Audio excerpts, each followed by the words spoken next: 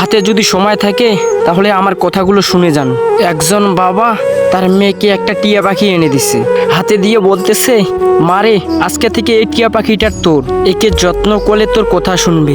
মেয়েটা তো অনেক খুশি, তখন এই পাখিটাকে যত্ন করা শুরু করে দিল। মেয়েটি হঠাৎ করে একদিন স্কুল থেকে বাড়ি এসে দেখলো পাখিটা আর খাঁচায় নেই।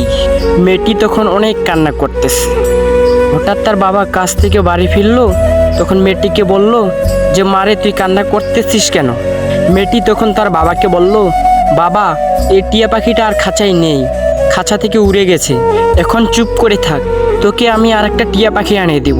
তখন মেয়েটি বলল, না বাবা, আমি অন্য পাখি নিব না, ওই পাখিটাকে আমি খুব যত্ন করে মানুষ করছি, পাখিটার প্রতি আমার একটা মায়া জন্মে গেছে, এই পাখিটা কি তুমি এনে দিতে পারবা আমাকে?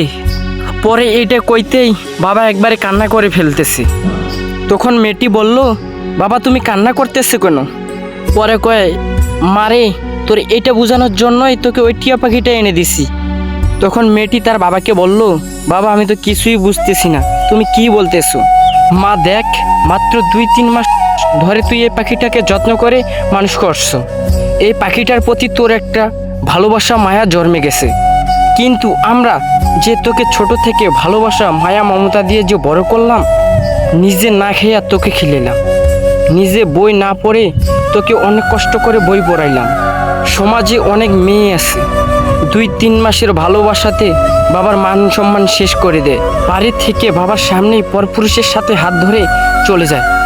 তোমরা কি কিছুই বুঝো না যে একটা বাবা ও মা তার মনে কতটা আঘাত লাগে? তখন মেয়েটার বুঝতে আর বাকি রইল না, বাবাকে জোরে ধরে তখন মেয়েটি হাউমাউ করে কান্না করতে শুরু করলো।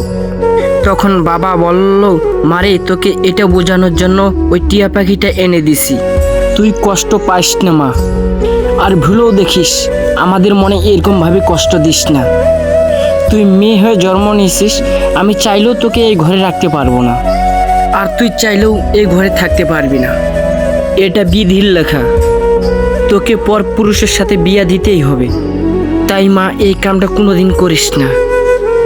সমাজে অধিকাংশ মেয়ে আছে, আর এই 2-3 মাস একটা ছেলের সাথে কথা বললা বাবা মার মনে কষ্ট দিয়া ছেলের সাথে চলে যায়, তখন যে একটা বাবা মার কতটা যে কষ্ট হয় তা তোকে বুঝাতে পারবো না।